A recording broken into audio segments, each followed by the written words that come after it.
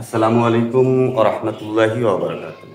তৃতীয় শ্রেণীর গণিত বইয়ের 97 পৃষ্ঠায় 7 নং এই সৃজনশীল অঙ্কটি আমরা এখন করতে যাচ্ছি। যদি একটু আমরা মনোযোগ সহকারে এই ভিডিওটা দেখি তাহলে এই ধরনের অঙ্ক আমাদের আর সমস্যা হবে না। তো আমরা 1 নম্বর দেখি, খালি ঘরে ভগ্নাংশ লিখি। তাহলে এখানে একটা চিত্র আমরা দেখতে পাচ্ছি।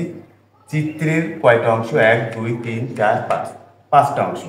এখন এখানে আমরা লিখবো কি? খালি ঘরে ভগ্নাংশ লিখবো। এই যে খালি ঘরগুলোতে আমরা ভগ্নাংশ লিখবো। এখানেও একই রকম পাঁচটা ঘর, 1 2 3 4 5। তার মানে এখান থেকে এটা একটা প্রথম ঘর।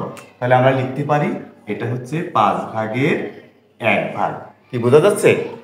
এরপর এটা 5 ভাগের 2 ভাগ। এরপরে আসছে 5 ভাগের 3 ভাগ। এবার 1 2 3 4, এটা হচ্ছে 5 ভাগের 4 ভাগ। আর এখানে একটা থাকছে, আমাদের চেয়েছে 4টা, আমরা 4টাই পেয়ে গেছি, অর্থাৎ 1 নম্বরের উত্তর আমরা পেয়ে গেলাম। 2 নম্বরে আসছে, উপরের চিত্রের 5-এর 1 এর 5 টুকরা কোথায়? এই যে চিত্রটা 5 টুকরাটা, এখানে যেমন প্রথম টুকরা, দ্বিতীয় টুকরা, তৃতীয় টুকরা, চতুর্থ টুকরা, পঞ্চম টুকরাটা দেওয়া নেই। এই পঞ্চম টুকরা আমাদের বের করতে হবে। তাহলে আমরা এভাবে লিখতে পারি, সমাধান 5 ভাগের 1 এর 5 সমান, যেহেতু আমরা জানি এইটা পুরা 5 ভাগ, এখানে দেওয়া আছে 1 মিটার, এটাকে আমরা 1 মিটার বা 5 ভাগের 5 ভাগও বলতে পারি। তাহলে 5-এর 5 সমান 5 ভাগের 5, বা এটাকে আমরা টোটালি 1 মিটারও 1 মিটার লিখেও প্রকাশ করতে পারি। তাহলে এখন আমরা পেয়ে গেলাম 5-এর 5 ভাগের 5 ভাগ সমান 1। সুতরাং এখানে বলেছে 5 টুকরা কোথায়? সুতরাং চিত্রের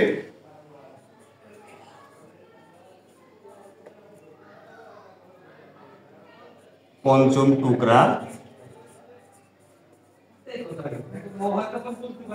চিত্রের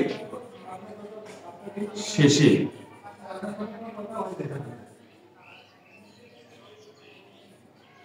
5 ভাগের 1 ভাগ এর 5। এভাবে যদি আমরা লিখি 2 নম্বর উত্তর আমরা পেয়ে যাবো। এটা হচ্ছে 2 নম্বর সমাধান। ঠিক আছে, এবার আমরা 3 নম্বরের সমাধানে আসবো। কোনটি লম্বা, 5-এর 2 মিটার নাকি 5-এর 3 মিটার? তাহলে আমরা দেখি, এই চিত্রে দেখি 5-এর 2 মিটার এতটুকু আর 5-এর 3 মিটার এতটুকু। তাহলে আমরা পাবো কোনটা? 5-এর 2 মিটার। উত্তর বলছে কোনটা লম্বা, 5-এর 2 মিটার নাকি 5-এর 3 মিটার? তাহলে আমরা লিখবো যে সমাধান, 3 নম্বরের সমাধান, 5-এর 2 মিটার কোনটি লম্বা? 5-এর 3 মিটার লম্বা। 5-এর 3 মিটার লম্বা। আশা করি বুঝতে পেরেছেন। যারা